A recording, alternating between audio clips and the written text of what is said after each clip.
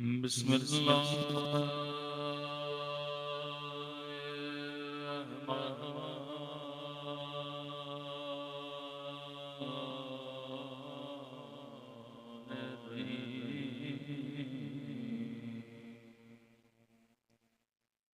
الحمد للہ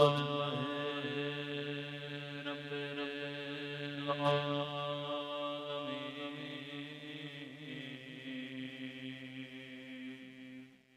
الحمد للہ کما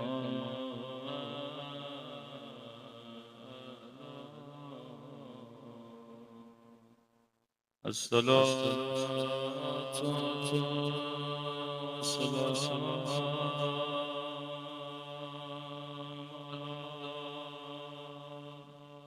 سيد المرسلين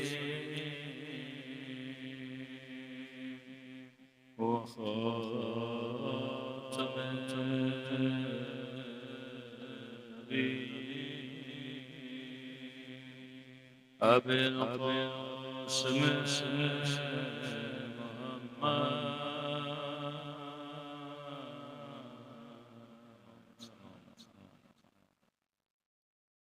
وعلى آله الطيبين الطاهرين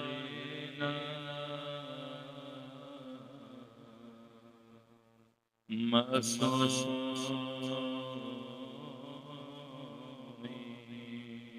صبر کی دعا اللهم كل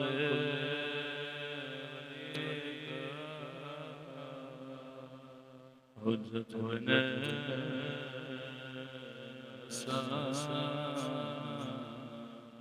صلواتك عليه وعلى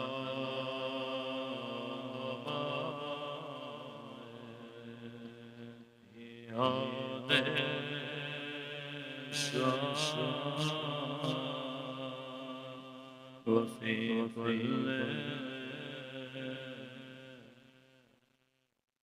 وليا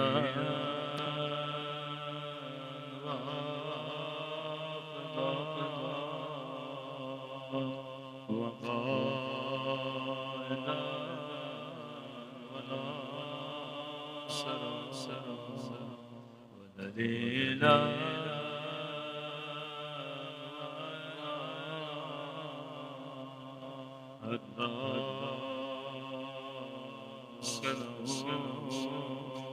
أرضك وتمتع فيها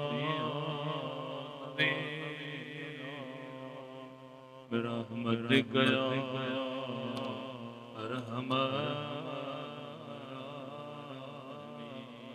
صلوات پڑھنا صلوات پڑھنا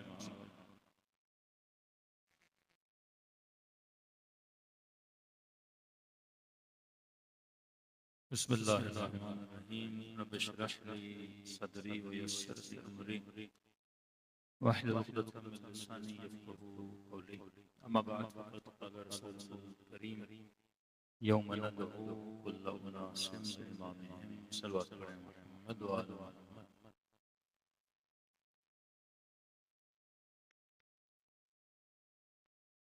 دعا ہے پروردگار عالم سب کی عبادتوں کو اپنی بارگاہ قبول فرمائے اور جو مقصد زندگی اور حیات لے کر اپنے گھروں میں امامباڑوں میں ذکر محمد وآل محمد ہیں خدا ان مقاصد میں بھی ہم سب کو کامیابیاں ہمراہ نصیب فرمائے۔ وقت کی قلت ہے، مختصر و مفید کلام ہے بیت معصوم کا فرمان ہے کہ انسان کے سمجھنے کے لیے حرف بھی کافی اور نہ سمجھنے پہ آئے تو ایک لمبی گفتگو بھی ناکافی ہے۔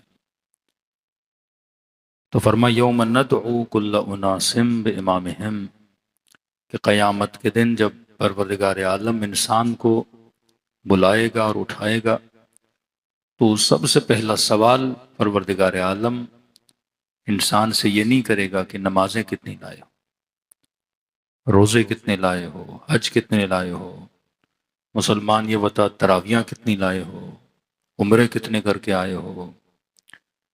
آج آپ دیکھتے ہیں امت جس چیز پہ ناز کرتی ہے وہ عمل ہے، کہ حاجی اپنے حج پہ ناز کرتا ہے، نمازی اپنی نماز پہ ناز کرتا ہے، اور آج کل حکمران حج پہ گئے ہوئے ہیں وہ اپنے حجوں پہ ناز کرتے ہیں۔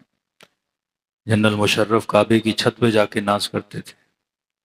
آپ مختلف حکمرانوں کی زبانوں سے سنو گے، جب وہ حج پہ جاتے ہیں، نبی کی زیارت پہ جاتے ہیں، ناز کرتے ہیں۔ ہاں، ناز کرنا چاہیے، اچھی بات ہے، ایک اچھا عمل ہے جس پہ ناز ہونا بھی چاہیے، برائیوں پہ ناز نہیں، نیکیوں پہ ناز ہونا چاہیے۔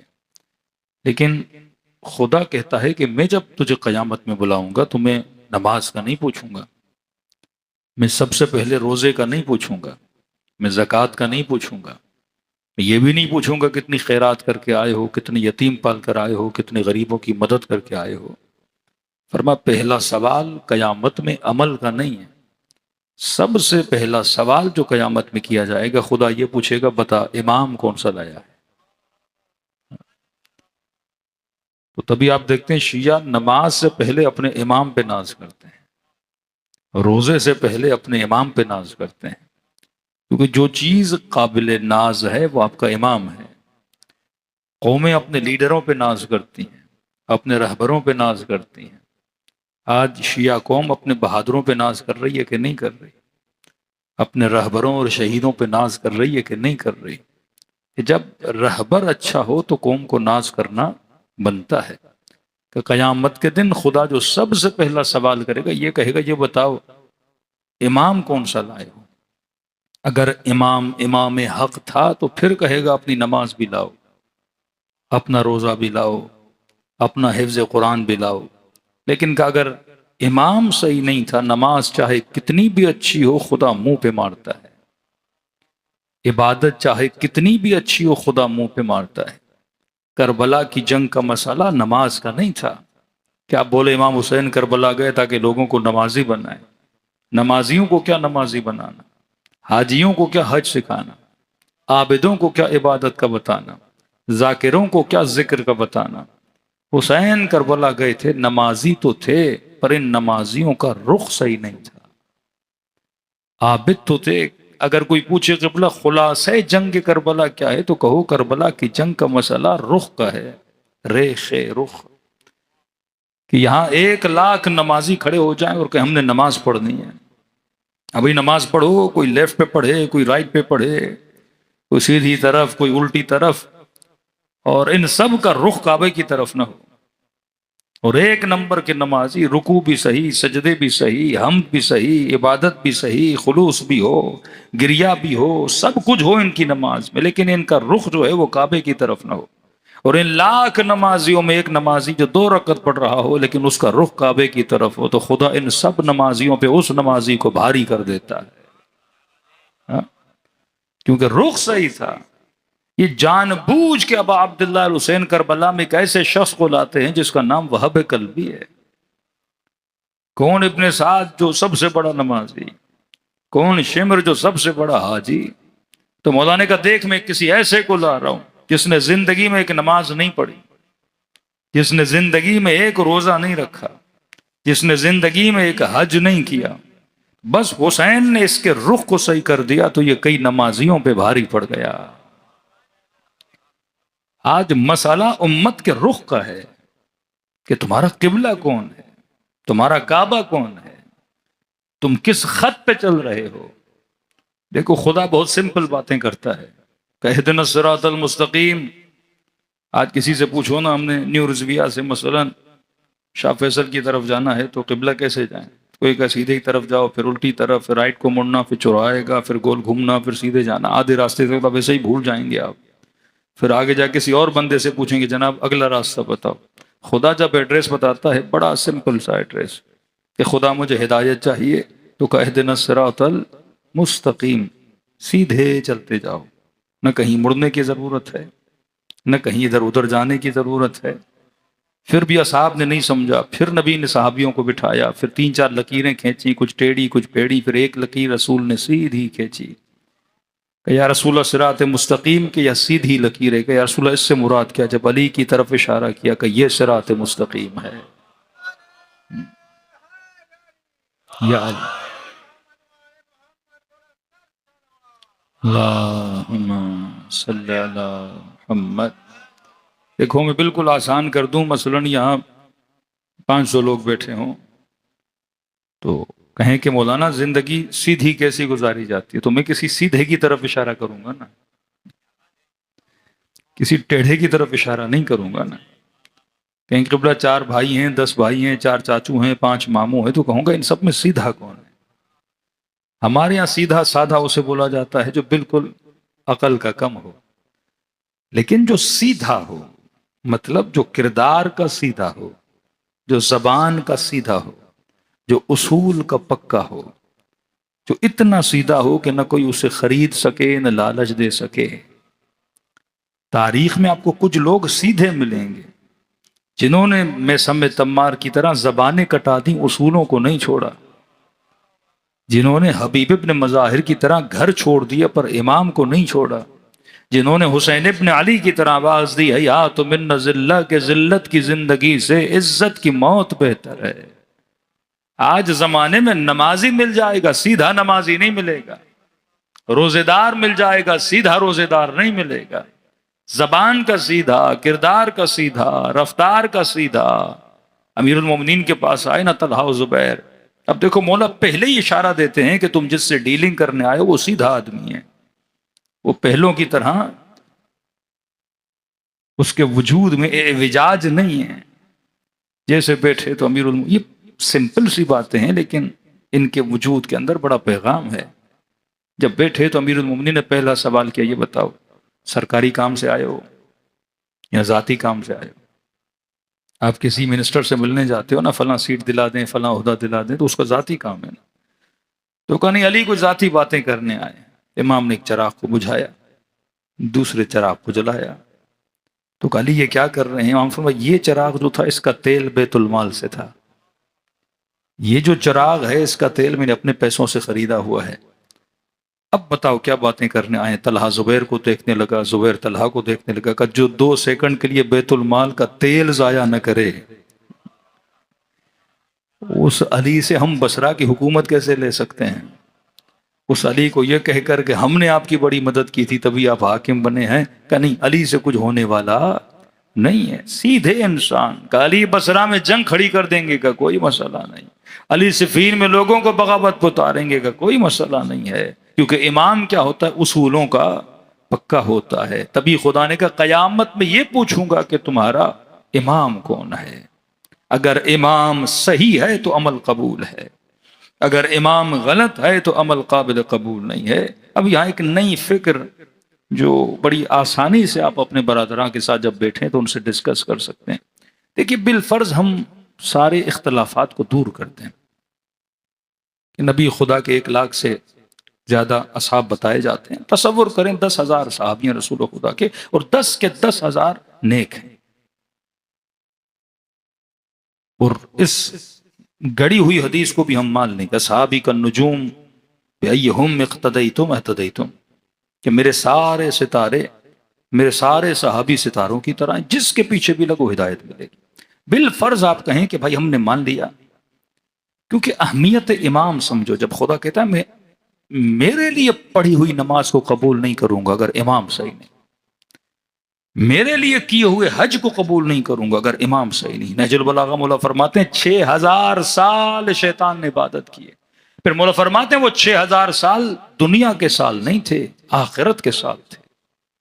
اب تصور کرو کہ کتنی عبادت کی شیطان نے، لیکن اس نے جب صحیح کو امام نہیں مانا تو خدا نے کہا تو کافر بھی ہے، تو رجوم بھی ہے، تو میری جنت سے نکل جا۔ اب سوال ہے شیطان کیا کہہ رہا تھا؟ خدایا اسے کیوں امام بنا رہے ہو؟ فلاں کو بنا دے، اس کو بنا دے، تو مجھے اس سے کوئی مسئلہ نہیں، اس سے کیوں؟ کہ خلقتنی من نار وخلقتہ طین، مجھے آگ سے بنایا، اس سے مٹی سے بنایا۔ کیونکہ اگر آپ ڈیوٹی آف امام کو نہ سمجھیں کہ امام کا کام کیا ہے، اگر امام کے کام کو نہ سمجھیں گے تو آپ امام کے انتخاب میں بڑی غلطی کریں گے۔ اب مسلمان صبح سے شام پڑھتے ہیں شان صحابہ شان صحابہ شان صحابہ، پھر نعرے لگاتے ہیں شان صحابہ زندہ باد۔ اس پہ کوئی مسئلہ نہیں، ہم بھی کہتے ہیں شان صحابہ زندہ باد، شان ابو ذر زندہ باد، شان سلمان زندہ باد، شان عمار زندہ باد، یہ بھی صحابی ہیں نا رسول خدا کے، تو شان صحابہ کیا ہے؟ زندہ باد۔ لیکن سوال ہی جب امام بنانا ہو تو ہم ابو ذر کو نہیں بنائیں گے، جب امام بنانا ہو تو ہم میثم تمار کو نہیں بنائیں گے، جب امام بنانا ہو تو ہم مالک اشتر کو نہیں بنائیں گے، جب امام بنانا ہو۔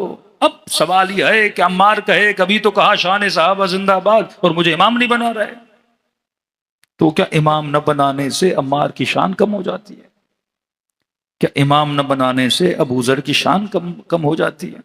کیا آج یہ کہا جائے آپ فلاں صاحب کو امام کیوں نہیں مانتے؟ بھائی ہم صحابی مانتے ہیں، امام نہیں مانتے، تو کسی کو امام نہ ماننے سے اس کی شان کم نہیں ہوتی۔ ان دو چیزوں کو الگ رکھنا چاہیے۔ بالفرض رسول خدا کے 10 صحابی ہیں اور 10 کے 10 قابل شان، قابل قدر، جلیل القدر، لیکن سوال یہ ان کا جلیل القدر ہونا یہ دلیل نہیں ہوتا کہ ان کو امام ہونا چاہیے۔ اور آسان کر دوں، آپ نے اسکول کھولا، اسکول میں آپ نے ایک ماسٹر ڈھونڈنا ہے، ایک میتھ کا ٹیچر ہے، ایک سائنس کا ٹیچر ہے، اور آپ نے لگانا ہے۔ اور جیسے اسکول کھولا آپ کے بھائی صاحب آ گئے کہ بھائی مجھ سے محبت کرتے ہو؟ کہ ہاں بھائی بڑی محبت کرتا ہوں۔ احترام کرتے ہو؟ ہاں بھائی بڑے بھائی ہیں آپ کا احترام کرتا ہوں۔ کہ دیکھو فزکس کا ٹیچر مجھے لگا دو، اور آپ کے بھائی میں آپ کو نہیں لگا سکتا؟ کہیں نہیں، آپ توہین صحابہ کر رہے ہو، آپ اپنے بھائی کی توہین کر رہے ہو، کیونکہ آپ اسے میتھ کا ٹیچر نہیں لگا رہے۔ تو یہ بھی کہے گا بھائی جان میں نے اسکول چلانا ہے، بچوں کو ان پڑھ نہیں بنانا۔ کسی اور نے مشورہ دیا قبلہ فزکس کی کلاس ہے تو عارف کاظمی کو لگا دو، اچھے مولوی صاحب ہیں۔ کسی نے کہا گھر بنانا ہے تو فلاں آیت اللہ صاحب میں بڑے جلیل القدر ہیں، آپ نقشہ جا کے ان سے بنواتے ہیں۔ تو آیت اللہ تبلیغ دین تو اچھی کرے گا، لیکن نقشہ کسی آیت اللہ سے بنایا تو اگلے دن گھر تمہارے سر کے اوپر ہوگا۔ ہاں؟ اس سے اس کی قدر کم نہیں ہوتی کہ آپ اس آیت اللہ کو بولو جناب میں آپ کو انجینئر کا نقشہ نہیں بنواؤں گا، میں اپنے بچے کو میتھ پڑھانی، مولوی سے قرآن پڑھاؤں گا، میتھ نہیں پڑھاؤں گا، مجلس پڑھواؤں گا، سائنس کی کلاس نہیں پڑھواؤں گا، نوح خان سے نوحہ پڑھواؤں گا، لیکن یہ نہیں کہ میں اسے فزکس کا ٹیچر لگا دوں۔ اب وہ نوح خان کہے کہ یہ تو میرا احترام ہی نہیں کرتا کیونکہ یہ مجھے اپنے اسکول میں ٹیچر نہیں لگا رہا۔ یہ سوچ بنی مسلمان کی۔ اب بنانا ہے حاکم، خود حکومت کرنا ایک فن ہے، ایک طرز حکومت ہے۔ یہاں پولیٹیکل سائنس پڑھائی جاتی ہے، لوگوں کے مزاج کو سمجھایا جاتا ہے، بتایا جاتا ہے کہ قوم کو لے کے کیسے چلنا ہے، امت کیسے بنانا ہے، فوج کیسے بنانی ہے، رزم کیسے سکھانا ہے، ان کو وحدت میں کیسے جمع کرنا ہے، یہ ایک فن ہے۔ ابو موسیٰ اشعری لاکھ نمازی ہوگا لیکن امیر المومنین نے فرمایا فیصلہ ابن عباس سے کروا، ابو موسیٰ اشعری سے نہیں کرواؤ۔ یہ نہیں کہ ہر وہ بندہ جو نمازی ہے وہ صحیح فیصلہ کر سکتا ہے، ایسا نہیں۔ ہر وہ بندہ جو عالم ہے آپ اسے کسی سمت کا لیڈر بنا دو، پہلے دیکھو اس انسان کے اندر وہ صلاحیت بھی ہے کہ نہیں ہے۔ آپ نے امامہ دیکھ کر، آپ نے 4 نمازیں دیکھ کر، آپ نے اچھی تقریریں دیکھ کر کسی کو لیڈر بنا دیا اور کل پتا چلا قوم کا ستیاناش ہی ستیاناش ہو گیا۔ بھائی لوگوں نے شہباز شریف میں کوئی صلاحیت دیکھ کے اسے بنایا ہوگا نا، لوگوں کی صلاحیتوں کو دیکھ کے انہیں کرسیوں پہ بٹھایا جاتا ہے۔ اب سوال ہے پروردگار عالم اگر خلیفہ بناتا ہے تو امیر المؤمنین کو بناتا ہے۔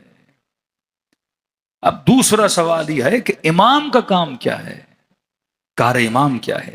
امام کا کام بلڈنگ بنانا نہیں کہ آج بتایا جاتا ہے نسلوں کو فلاں صاحب نے اتنے ملک فتح کر دیے، فلاں نے اتنی جنگیں کر کے آدھا بر صغیر حجاج ابن یوسف کے زمانے میں محمد بن قاسم کے ہاتھوں مسلمان کر دیا۔ امام کا کام یہ نہیں تھا کہ اگر 1000 مسلمان ہیں میں 2000 بناؤں، 2000 مسلمان ہیں میں 3000 بناؤں، 3000 ہیں میں 1,00,000 بناؤں، 1,00,000 شیعہ ہیں تو میں 2,00,000 بناؤں۔ مد مقابل 30,000 حسین نے صرف 72 پہ محنت کی کہ ایسا مٹیریل بناؤں جو تا قیامت لوگوں کے کام آئے۔ یزید نے لاکھوں یزیدی بنائے، لیکن آج وہ یزیدی کسی کام کے نہیں، جو حسین نے بنائے وہی آج وقت کے یزید کے مقابلے میں کھڑے ہوتے نظر آتے ہیں۔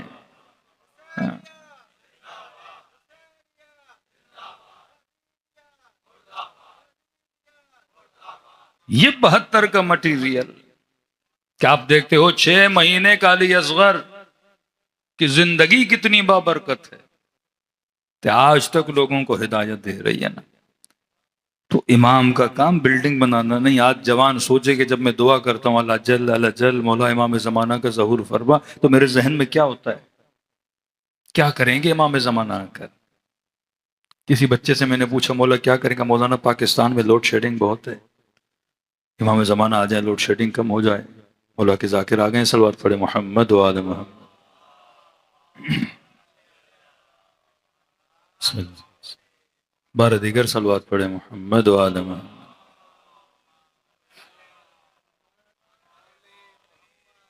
تو کہا اللہ جل، میں نے کہا بیٹا کیوں کہہ رہے ہو اللہ جل؟ کہ قبلہ بڑا ظلم ہے، لوڈ شیڈنگ بہت ہے، امام زمانہ آئے تو لوڈ شیڈنگ کم ہو جائے۔ میں نے کہا یہ کام تو سعودی عرب بھی کر سکتا ہے کہ کل سے پیٹرول فری کر دے تو پورے پاکستان میں لوڈ شیڈنگ کیا ہو جائے گی، ختم ہو جائے گی۔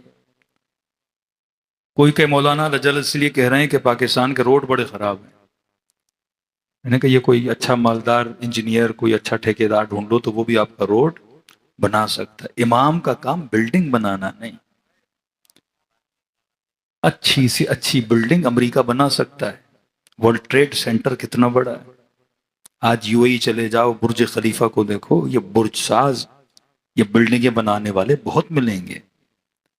آج کوئی آپ سے پوچھے کہ تمہارے امام نے کون سا کارنامہ کیا ہے، آج ہمارے بعض خطیب ممبر پہ بیٹھ کے جو غلطیاں کرتے ہیں کہ مثلا امیر شام نے یہ کارنامہ کیا، وہ کارنامہ کیا۔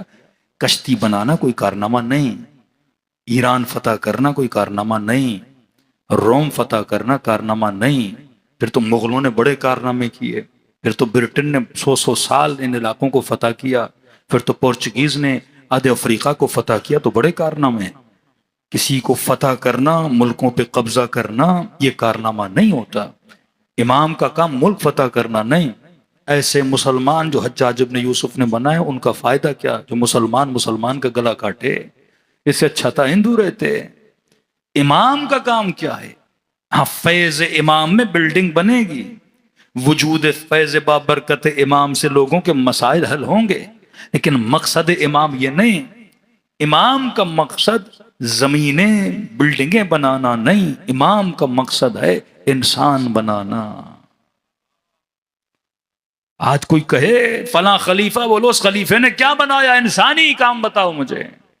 25 سال حکومت کی، کوئی 4 انسان بتاؤ جس کو تاریخ میں نمایاں صورت میں دیکھا جائے۔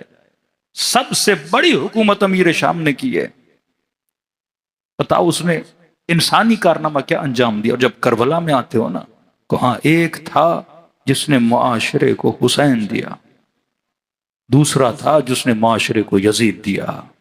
جب علی کی زندگی میں آؤ گے نا تو انسانی علی نے بنایا کیا؟ جب اولاد میں دیکھو کسی کو عباس بنایا، کسی کو حسن و حسین بنایا، اور اصحاب میں آؤ کسی کو قمبر بنایا، کسی کو میثم تمار بنایا، کسی کو مالک اشتر بنایا، اور حسین کا کارنامہ دیکھو، کسی کو حبیب ابن مظاہر بنایا، کسی کو مسلم ابن اوسجہ بنایا، کسی کو وہب قلبی اور زہیر ابن عین بنایا، اور زین العابدین کا کارنامہ دیکھو، کسی کو ابو حمزہ سمالی بنا دیا۔ اور تب نہیں، اب تک بنا رہے ہیں۔ یہ فرش عزاء حسین وہ کارخانہ ہے جو پروڈکٹ باہر دیتا ہے، اور حسین کا فرش عزاء کل بھی اور بنا رہا تھا، آج بھی اور بنا رہا ہے۔ آج دنیا کا کون سا کارخانہ ہے جو نسلوں کو بہادر بناتا ہے؟ یہ حسین کا کارخانہ ہے جو نسلوں کو بہادر بنا کے، دنیا کا کوئی مدرسہ اتنے بہادر نہیں بناتا جتنا حسین کی ایک مجلس بہادر بنا کے باہر دیتی ہے، کیونکہ یہ کارخانہ انسان بنانے کے لیے آیا۔ تبھی فرمایا امام کا کام یہ نہیں کہ وہ بلڈنگز بنائے۔ مسلمان نے کہا فلاں جلیل القدر ہیں، عمر رسیدہ ہیں، محترم ہیں، اسے ہم خلیفہ بنا دیتے ہیں۔ ہم نے کہا نہیں، محترم اپنی جگہ، جلیل القدر اپنی جگہ، لیکن خلافت ایک ہنر کا نام ہے، یہ اسے ملنی چاہیے جو صاحب ہنر ہے، اور جس کے لیے نبی نے فرمایا انا مدینۃ العلم وعلی بابھا، انا مدینۃ الحکمہ وعلی بابھا. ملتے ہیں ایک دائی تھی. اب یہ چھوٹے چھوٹے واقعات امیر المومنین کے زمانے میں ہوتے تھے. شاید خدا ایسے واقعات رونما کرتا تھا تاکہ لوگوں کو پتا چلے حقیقت میں مشکل کشا کون ہے، حقیقت میں حلال مشکلات کون ہے. دائی تھی، اس کا کام تھا بچے پیدا کروانا. ایک گھر میں 2 خواتین حاملہ تھیں، اور جب ایک کی ڈیلیوری کا وقت آیا تو یہ گئیں، اور دوسری کی ڈیلیوری اگلے دن ہونی تھی. اور اتفاق سے جب اس ایک خاتون کو تکلیف ہونے لگی تو دوسری کے بھی درد شروع ہو گئے. اب اکیلی دائی 2 بچے پیدا کرنا بڑا مشکل، لیکن بہرحال اس نے محنت زحمت کر کے دونوں بچوں کو پیدا کروایا، اور جلدی جلدی میں اس نے دونوں بچوں کو چارپائی پہ رکھا اور سکھ کا سانس لیا کہ الحمدللہ بچے صحیح سلامت پیدا ہو گئے. تو ماں جس نے اتنی تکلیف دیکھی اس نے کہا میرا بچہ مجھے. تو اب یہ بھول گئی کون سا بچہ کس کا ہے. ایک تھا بیٹا، ایک تھی بیٹی. تو اس نے اپنے اندازے سے بیٹی کو اٹھایا اور اسے دیا. اس نے کہا یہ تو میری ہے ہی نہیں، میرا تو بیٹا ہے. دوسری کو بیٹی دی. اس نے کہا کیا مطلب، آپ پہلے اس کو دے رہی ہو پھر مجھے دے رہی ہو، میرا بھی بیٹا ہے. اب پرانا زمانہ جو بیٹیوں کو ایکسپٹ ہی نہیں کرتے تھے. جھگڑا ہو گیا. اب ڈی این اے ٹیسٹ تو ہے نہیں، کوئی ہاسپٹل تو ہے نہیں. خلیفے کے پاس گئے، جناب یہ دائی کو مارنے پر آ گئے، اور دونوں کا جھگڑا ایک بچے پر. وہ کہے بیٹا میرا، یہ کہے بیٹا میرا. اب کریں تو کیا کریں. اب خلیفے صاحب کو تو علم نہیں تھا نا، کوئی لیبورٹری ٹیسٹ ہوتی تو وہ کروا دیتے.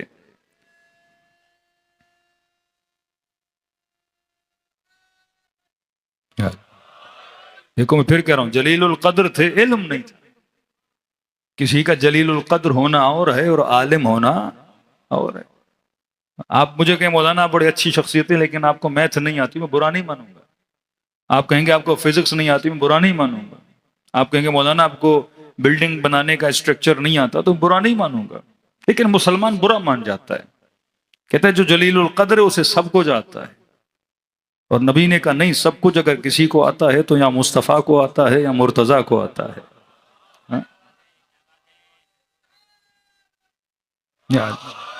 اور یہ ثابت.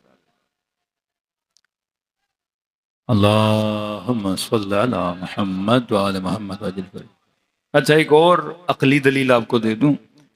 کبھی سفر میں ہوتے ہیں نا، کوئی مل جائے تو یہ 4-5 سوال پھینک دیا کرو، تاکہ وہ آپ اس کے ذہن میں ایک ایسی خلش پیدا کر دو سوالوں کی کہ وہ جواب ڈھونڈتے ڈھونڈتے علی کے در پہ ہی آ جائے. یہ پوری نہج البلاغہ جو امیر المومنین کی ہے نا، یہ مولا علی کے 3.5 سے 4 سال کا مجموعہ ہے. خلافت ملی تو مولا علی کلام کرتے تھے، مورخین لکھتے تھے. 25 سال جو امیر المومنین گھر میں بیٹھے، وہ علم ہمارے پاس نہیں ہے. اب تصور کرو اگر علی 25 سال حاکم ہوتے تو کتنا علم امیر المومنین لوگوں کو دیتے. تو میں نے کہا بھائی امیر المومنین 3.5 سے 4 سال حاکم تھے، اور یہ مجموعہ قطور. ابن ابو الحدید جب شرح نہج البلاغہ لکھے تو کہے میں نے تاریخ میں ایسا عالم نہیں دیکھا کہ قلم اتنا قوی ہو، توحید پہ بات کرے تو قوی، تقوی پہ بات کرے جیسے بحر علم ہے. تو میں نے کہا علی سے پہلے بھی تو کچھ تھے نا، امیر المومنین سے پہلے کوئی 20 سال، کوئی 25 سال. امیر شام کی اتنی لمبی لمبی حکومتیں. تو میں نے کہا کوئی ایک آدھی نہج البلاغہ ہی دکھا دو، کوئی آدھا خطبہ ہی دکھا دو، کوئی توحید کے لیے 5 لائنیں دکھا دو. جو 25 سال میں توحید کے لیے 5 لائنیں نہ سنا سکے، وہ قوم کو علم کہاں سے عطا کرے گا؟ بھئی اقبال کو پہچاننا ہے تو اس کی شاعری پڑھو. آپ کو نہیں فلاں صاحب کو شاعر مانو، میں کہوں شاعری ہے نہیں تو شاعر کہاں سے مانوں؟ نہیں ہمارے ابا حضور ہیں، بڑے محترم ہیں، آپ کو ماننا پڑے گا وہ شاعر. میں کہوں گا کوئی اقبال نامہ لاؤ تو مانو نا. امام زین العابدین کی پوری صحیفے سجا دیا. امیر المومنین کی اتنی بڑی دعائے کمل. اب کسی کے زہد کی، کسی کی عبادت کی، کسی کی سادگی کی، کسی کی تقوی کی تعریف تو کر رہے ہو، لیکن ایک آدھی دعائے کمل تو دکھا دو، ایک 4 لائنیں دعائے عرفہ تو دکھا دو. جب کسی سے کچھ ملتا ہی نہیں. ہم جب تاریخ میں جاتے ہیں تو ایسے ایسے ملتے ہیں جنہوں نے صبح کی 2 رکعت کو 4 پڑھا دیا، جنہوں نے جمعے کی نماز کو بدھ کو پڑھا دیا. تو یہ علم ہے، اور علم ہے جو انسان کو عزیز بناتا ہے. وَعَلَّمَ آدَمَ الْأَسْمَاءَ كُلَّهَا. ملائکوں نے جب اعتراض کیا تو خدا نے کہا پوچھو آدم سے. اور جب خدا نے ان سے پوچھنا شروع کیا تو کہنے لگے خدایا ہمیں تو اتنا ہی آتا ہے جتنا تو نے ہمیں سکھایا ہے۔ تو فضیلت بشر علم کی بنیاد پر آئے، خلیفے کے پاس آئے، کوئی جواب نہیں، جھگڑا۔ تو کسی نے کہا بھائی پتا تو ہے ہر سوال کا جواب علی ابن ابی طالب کے پاس موجود ہوتا ہے۔ دوڑی دوڑی دونوں مائیں، وہ بیچاری دائی، اس کی تو خدا نے سن لی کہ کہیں یہ لوگ مجھے مار نہ دیں۔ تو وہ پہنچے امیر المومنین کے پاس، کچھ نہیں، مولا علی نے دونوں کو بٹھائے، کہ لڑنے کی کوئی ضرورت نہیں۔ کنیز کو کہا 2 پیالے لاؤ، کنیز 2 پیالے لائی۔ دیکھو یہ امام ہے، میڈیکل بھی جانتا ہے، جسم بھی جانتا ہے، انسان کی رگوں میں دوڑتے ہوئے خون کو بھی جانتا ہے، لوگوں کے حسب کو بھی جانتا ہے، نسب کو بھی جانتا ہے۔ کہا کہ 2 پیالے لاؤ، 2 پیالے لائے گئے، ایک خاتون کو دیا، دوسری خاتون کو کہا جلدی نشان لگاؤ کون سا تمہارا ہے اور کون سا اس کا ہے۔ دونوں نے نشان لگایا۔ مولا نے کہا کمرے میں جاؤ اور پیالوں کو دودھ سے بھر کے لاؤ۔ دونوں کمرے میں گئے، پیالے بھرے، پھر کنیز کو کہا ان کے دودھ کو برابر کرو، برابر کیا۔ پھر امام نے کہا ترازو منگواؤ، ترازو منگوایا، ایک پیالے کو ایک ترازو پہ، دوسرے پیالے کو دوسرے ترازو پہ۔ جس پیالے کا وزن زیادہ تھا نیچے گیا۔ امام نے کہا بیٹا اس کا ہے، اسے دے دو۔ تعجب میں آ گئے امیر المؤمنین، کیا؟ امام نے کہا دیکھ نہیں رہے دودھ برابر ہے لیکن اس کا وزن زیادہ ہے۔ کہ مولا کیا مطلب؟ اللہ جس کو بیٹا دیتا ہے، بیٹے نے وارث بننا ہے، بیٹے نے محنت کرنی ہے، بیٹے نے زحمت کرنی ہے، مرد کے وجود کی ہڈیاں مضبوط ہوتی ہیں، جسم اس کا محکم ہوتا ہے، لہذا خدا جو بیٹے کو غذا دیتا ہے وہ بیٹی سے زیادہ بھاری غذا دیتا ہے۔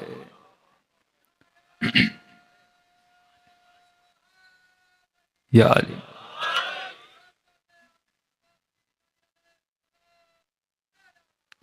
اللہم صلی علی محمد وعلی محمد۔ کبھی آپ کے بچے نے آپ سے پوچھا کہ بابا میڈیکل اسٹور پہ جاتے ہیں، یہ ملٹی وٹامن وومن کی الگ ہوتی ہے، مین کی الگ ہوتی ہے؟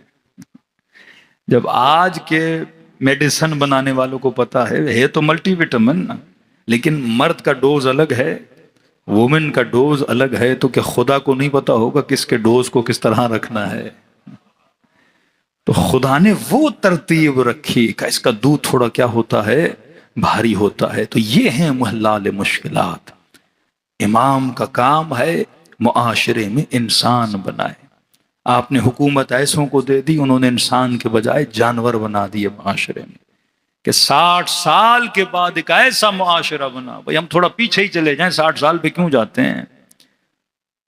پہلے خلیفے کو چھوڑ کر دوسرے خلیفے کو مارا گیا، تیسرے خلیفے کو مارا گیا، امیر المؤمنین کو شہید کیا گیا، حسن کے جنازے پہ تیر چلائے گئے، کربلا امام حسین کو دیکھیں، حجاج ابن یوسف کی قتل و غارت دیکھیں، بنو عباس کی قتل و غارت دیکھیں۔ یعنی مسلمان نے صرف مسلمان کا خون بہایا، کیونکہ اس نے حکومتیں تو بنا دیں، سرحدیں تو بڑھا دیں، لیکن اس نے معاشرے کو صحیح انسان بنا کر نہیں دیے۔ اب خدا نے کہا میں 12ویں کو پردے غیب میں بھیج رہا ہوں، پروردگارا پھر ہمیں انسان کون بنائے گا؟ ہمیں انسانی سرحدوں پہ کون لائے گا؟ نہ ہمارے بیچ میں نبی ہے نہ ولی ہے، تو کن درندوں کے حوالے کر رہا ہے معاشرے کو؟ یا ہمارے بچوں کو نوچ جائیں، یا ان کی سوچوں کو چوری کر لیں، یا ان کے عقیدوں کو تباہ و برباد کر دیں، کہ مدرسوں سے نکلتے ہیں پر قاتل ہیں، مدرسوں سے نکلتے ہیں پر ظالم ہیں، یہ مفتی بھی ہے لیکن فتویٰ کو بیچتا ہے۔ تو خدا نے کہا کوئی گھبرائے تو گھبرائے، لیکن تجھے نہیں گھبرانا چاہیے، کیونکہ میں تجھے فرش عزا حسین ابن علی دے کر جا رہا ہوں۔ یہاں بیٹھنے والے انسان بن کے اٹھیں گے، یہاں بیٹھنے والوں کے دلوں کو میں خدا پتھر ہونے نہیں دوں گا۔ مجلس صرف اس کا ظاہر آنسو ہے، اس کا باطل نرمی قلب ہے، کہ حسین کی مجلس انسان کے دل کو پتھر ہونے نہیں دیتی۔ ہم روتے ہیں تبھی یتیموں کے لیے بولتے ہیں، یہ رونا دلوں کو کیا کرتا ہے؟ نرم کر دیتا ہے۔ اور واللہ جس کا دل نرم ہو جائے وہ بھلے طارق جمیل ہی کیوں نہ ہو، پھر حسین کے لیے بولتا ہے۔ دل کی نرمی ہے، وہ ان کا مفتی ان کا مولوی ہے طارق جمیل، لیکن دل نرم ہو گیا نا۔ بس ایک بار جس نے حسین کے لیے آنسو بہا دیا، پھر وہ حسین کی طرح مظلوم کے لیے بولنا شروع ہو جاتا ہے۔ اور مد مقابل ان کو نرم دل تو پسند ہیں ہی نہیں، وہ کہتے ہیں شمر جیسے دل ہونے چاہیے، یزید جیسے دل ہونے چاہیے، تو جنت میں وہی جائے گا جس کے دل کو حسین کی دعا ملی ہوئی ہو، جنت میں وہی جائے گا جس نے چند آنسو سیدہ زہرا کے رومائل کو ہدیہ کیے ہوئے ہوں۔ کربلا نرمی دل کا نام ہے، کیوں نہ ہو، کیوں نہ ہو، کیونکہ جس کا امام امت کی اتنی پرواہ کرے۔ واللہ بعض اوقات یہ چیزیں پڑھنا بھی بھاری ہوتا ہے، انسان کی سوچ کے لیے سمجھنا بھی بڑا مشکل ہوتا ہے۔ کئی بچے پوچھتے ہیں مولانا یہ کیا پڑھ رہے ہیں؟ کہ امام حسین شمر کو بچا رہے تھے۔ میں نے کہا 6 لوگ گئے اب عبداللہ الحسین کے سر کو قلم کرنے کے لیے، کوئی کاٹ نہ سکا، آخر میں شمر گیا۔ تبھی تواریخ کربلا میں اختلاف ہے کہ سر ابا عبداللہ الحسین کو کاٹا کس نے تھا۔ کہتے جو بھی جاتا تھا جرت نہیں کرتا تھا واپس آتے، کوئی عام سر نہیں ہے، حسین کا سر ہے۔ کتنے دے جاتے تھے امام حسین ان سے کلام کرتے تھے، بس پہلا جملہ یہ کہتے تھے کہ میں انا ابن فاطمہ الزہرا، میں تمہاری نبی کی بیٹی فاطمہ کا لال حسین ہوں۔ کہ یہ سنتے تھے یہ کانپ کے باہر آ جاتے تھے۔ کہتے شمر گیا، مولا جانتے تھے قسی القلب ہے، اور اس دل کو نرم کرنا امام کے علاوہ کسی کو نہیں آتا۔ پہلے امام حسین نے فرمایا شمر کیا چاہتے ہو؟ کہا حسین تیرا قتل۔ تو کہا ٹھیک ہے، کہ تھوڑی دیر مجھ سے دور کھڑا ہو جا، ایک نگاہ میرے بدن کو دیکھ، اتنے تیر اتنے نیزے لگے ہیں اور بدن سے خون جاری ہے، تھوڑی دیر ٹھہر جا۔ حسین کے بدن سے خون بہتے بہتے میری روح خود بخود پرواز کر جائے گی، لیکن قاتل نہ بن۔ اللہ کی دربار میں ہر گناہ کی معافی ہے، قتل حسین کی معافی نہیں ہے۔ سورہ شمس پڑھ، ناقۃ اللہ سقیا فکذبوا فقروا فدمدم علیہم ربہم بذنبہم فسواها ولا یخاف عقباها۔ اللہ کہتے ہیں انہیں خوف نہیں آتا کہ عاقبت کیا کروں گا، میں ایسی عاقبت کروں گا کہ یہ قیامت میں چیخ اٹھیں گے، اے خدا تو اتنے دردناک عذاب میں مبتلا کیوں کر رہا ہے؟ کہ ناقۃ اللہ، انہوں نے اللہ کی اونٹنی کو مارا۔ حسین کون ہے؟ سار اللہ، یہ حسین کی نسبت خدا سے، شاعر اللہ، یہ اللہ کی نشانیوں میں سے ایک نشانی ہے۔ دوش پیمبر پر سوار ہونے والا، نبی کی زبان کو چوسنے والا، جس کے جھولے کو جبرائیل جھلائے۔ امام نے کہا میرے سر کو نہ کاٹ، کیونکہ اللہ ہر چیز میں تجھے رعایت دے دے گا، لیکن قتل حسین کی رعایت نہیں، اشق اللہ خرین بن جائے گا۔ نہ سنا، اتنا بھی کہا میں مر جاؤں گا سر نہ کاٹ، نہ سنا۔ راوی کہتا ہے سینے امام حسین پہ سوار ہو گیا۔ آئے پناہیان کہتے ہیں یہاں پہ امام حسین نے پھر کہا کہ شمر تھوڑی دیر حسین کے چہرے کو دیکھ لے۔ کشش ہے امام حسین کے چہرے میں، برق ہے حسین کی آنکھوں میں۔ فرما تھوڑی دیر حسین کے چہرے کو تو دیکھ۔ جانتا تھا اگر حسین کے چہرے کو دیکھوں گا تو حسین کا گلا کاٹ نہیں پاؤں گا، نہیں دیکھ رہا تھا کہ چند لمحے دیکھ تو صحیح تو کس کے سینے پر سوار ہے، چند لمحے دیکھ تو صحیح یہ کس کا چہرہ ہے۔ شاید میرے چہرے کو دیکھ کے تجھے نبی یاد آ جائے، شاید میرے چہرے کو دیکھ کر اماں زہرا کا ادب یاد آ جائے۔ کسی نے کہا مولانا پھر اس نے دیکھا کہ نہیں؟ میں نے کہا مجھے نہیں پتا، لیکن امام زمانہ فرماتے میرا سلام ہو کربلا کے اس شہید پہ جس کی گردن کی پیچھے سے اس کے سر کو کاٹا گیا۔ کہ نہیں دیکھا، اس نے حسین کو پلٹ دیا اور پشت گردن سے امام حسین کے سر کو کاٹنا شروع کیا۔ اللہ جانے یہ منظر بہن نے کیسے دیکھا ہوگا، 70 قدموں سے پکار کر رہی تھی خدا آپ کو کربلا بھیجے۔ کئی مومنین ابھی زیارت کر کے کربلا سے واپس آئے۔ کربلا جاتے ہو تو ایک مقام ہے رأس الحسین، وہاں سے مڑ کے دیکھو گے تو خیام حسین ہے، جسے تلہ زینبیہ بولا جاتا ہے۔ کئی لوگوں کے ذہنوں میں سوال ہوتا ہے یہ زمین اتنی اوپر نیچے کیوں ہے؟ تلہ زینبیہ اوپر ہے، رأس الحسین کا مقام نیچے۔ میں نے اپنے عالم سے سنا، اپنے استاد سے سنا کہ جب یہ امام حسین کا سر کاٹ رہا تھا تو بی بی زینب دیکھ رہی تھیں کہ حسین جانتے تھے بہن یہ منظر دیکھ نہیں پائے گی. اس وقت امام حسین نے زمین کربلا کو کہا زمین کربلا نیچے چلی جا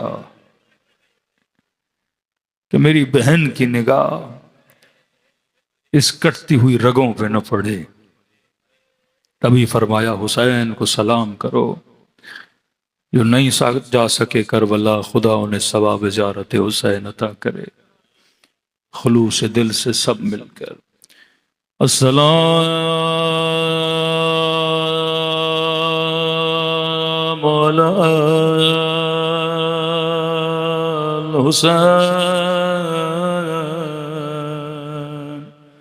وعلی علی ابن الحسین وعلی اولاد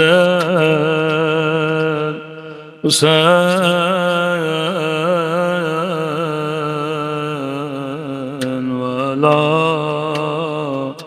اصحاب الحسین. سب مل کر السلام علی حسین والا. مجمع بہت ہے، حسین کی صدا بلند والا اولاد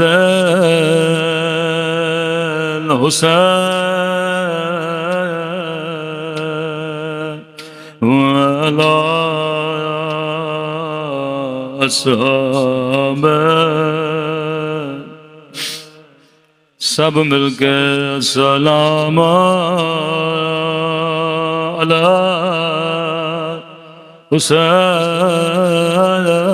حسین والا.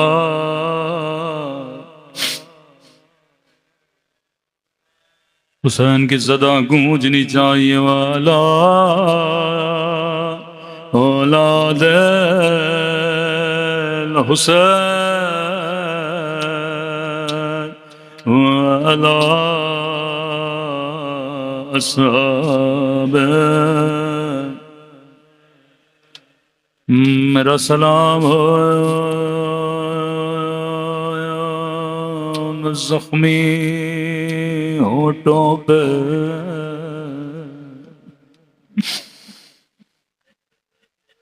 میں نے نام نہیں لیا قدیمی مومنوں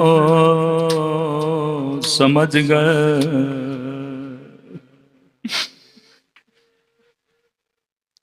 واللہ یہ میرا سلام نہیں، فرزند زہرا امام زمانہ کا سلام ہے، جو فرماتے مومن تو سن کے برداشت نہیں کرتا، یہ سارے منظر میں نے اپنی آنکھوں سے دیکھے. بدلت دموع دما اے میرے جد حسین، اگر آنکھوں میں آنسو خشک ہو جائے میں آپ کے لیے خون روتا ہوں. فرمایا میرا سلام ان زخمی پھٹے ہوئے ہونٹوں پہ، اللہ جانے علی اکبر کے ہونٹ، اللہ جانے عباس علمدار کے ہونٹ، کیونکہ سب کے ہونٹ پھٹے تھے، سب کے ہونٹ زخمی تھے، سب کے ہونٹ پیاس میں خشک ہو چکے تھے. امام زمانہ کن ہونٹوں کو سلام کرتے، فرمایا میرا سلام ان خشک ہونٹوں پہ جن پہ ظالم چھڑے رہا تھا. اللہ جانے یہ منظر زینب نے کیسے دیکھا، اللہ جانے یہ منظر سکینہ نے کیسے دیکھا.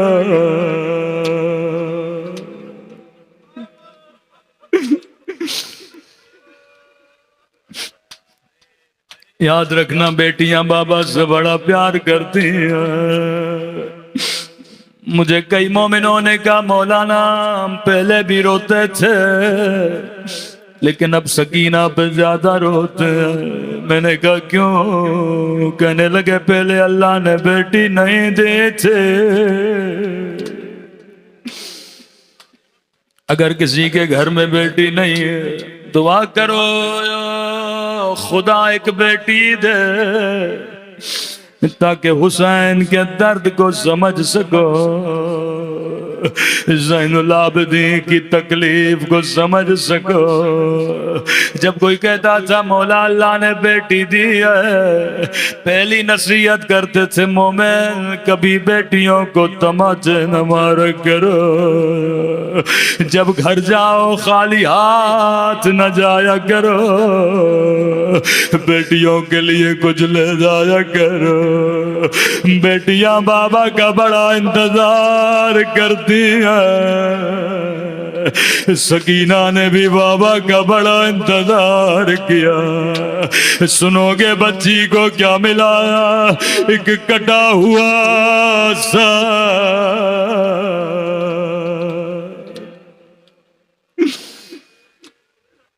کہ مولا کربلا میں اتنے بچے تھے 24 کے قریب بچے، لیکن مولا سکینہ کو ایسا کیا ہوا کہ بابا بابا کر کے چلی گئی.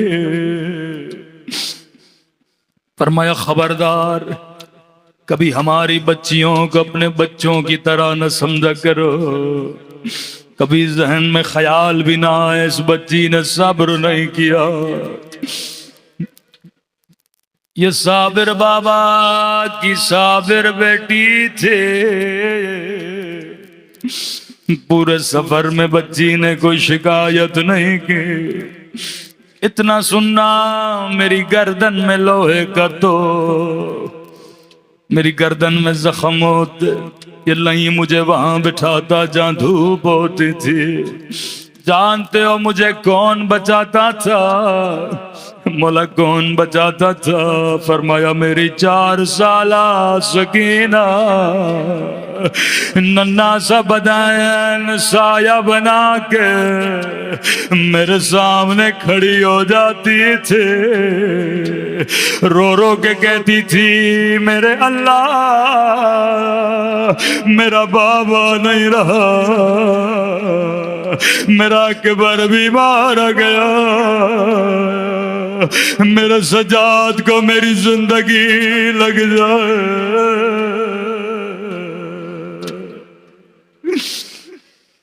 کب پورے سفر میں اس نے کوئی شکایت نہیں کی. ہاں مرنا ہوتا مر جاتی، جب بابا کا کٹا سر دیکھا. مرنا ہوتا مر جاتے جب کانوں سے در چھینے گئے. مرنا ہوتا مر جاتے جب پھپھیوں کی چادریں چھینے گئے.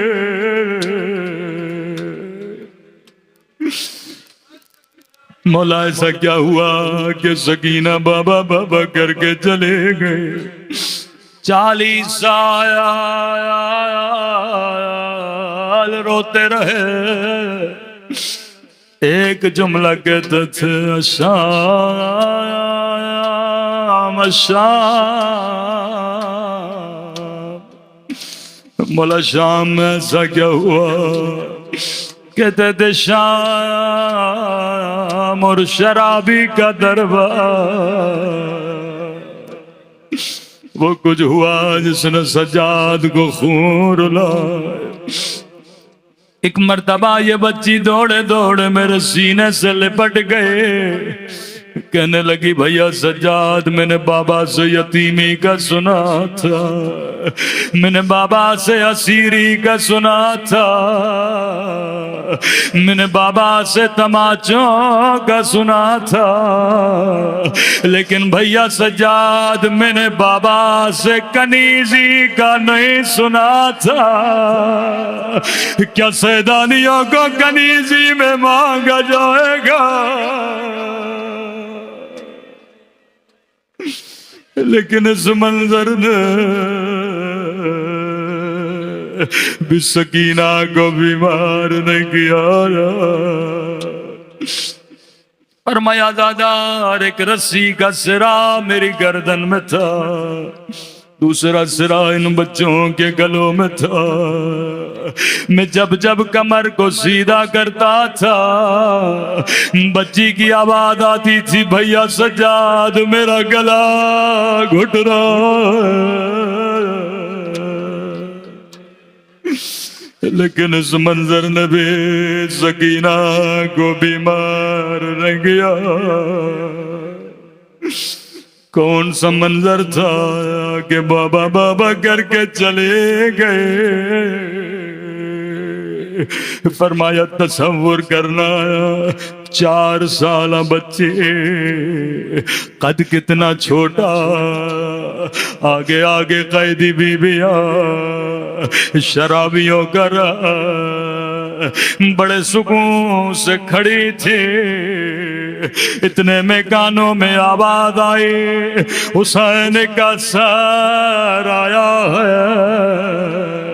جو بابا کو دیکھنے کے لیے ترس گئی تھے ننھے ننھے قدم آگے بڑھائے۔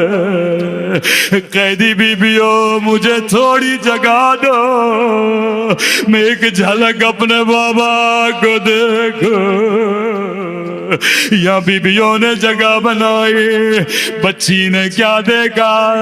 تشت میں بابا کا سر ہے، یہ لئی شراب پیتا تھا، بچی ہوئی شراب تشت میں پھینکتا تھا، ہاتھ میں چھڑی تھی، حسین کے ہونٹوں پہ مارتا تھا۔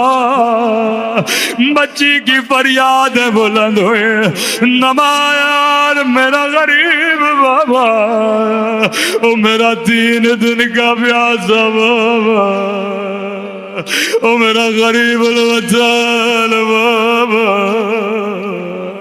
اتنی فریادیں کی بچی میں ہوش ہو گئے۔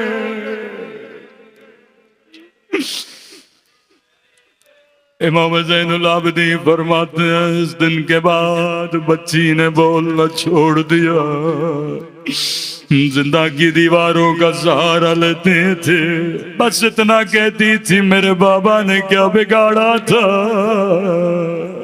میرے بابا کے ہونٹوں پہ چھڑی کیوں مارتا تھا۔ اتنا روئے اتنا روئے، زندان میں حسین کا سر آیا، بچی نے جھولی میں رکھا، ننھے سے ہاتھوں سے گٹھڑی کھولی، ایک نگاہ بابا کو دیکھا، او بابا تیری پیشانی پہ پتھر کس نے مارا؟ بابا تیرے ہونٹوں پہ چھڑی کس نے مارے؟ مولا فرماتے کہ جملہ کا روح برباد کر گئے۔ میرے غریب الوطن بابا، بابا آنکھیں کھولو، میرے زخمی کان دیکھو، میرے زخمی رخسار دیکھو، ذرا میرے بالوں کو دیکھو، میں تاریخ کی واحد بچی ہوں جس کے بال بچپنے میں سفید ہو گئے، میں تاریخ کی واحد بچی ہوں جس کی کمر بچپنے میں جھک گئے، ایک جملہ کا روح برباد کر گئی۔ او بابا تیری بچی کا رخسار چھوٹا تھا لیکن شمر کا ہاتھ بڑا تھا، اتنے تماچے مارے، امام سجاد کی فریادیں بلند ہوئے، انا للہ وإنا إليه راجعون ماتم حسین. جزاک اللہ، اجرکم اللہ.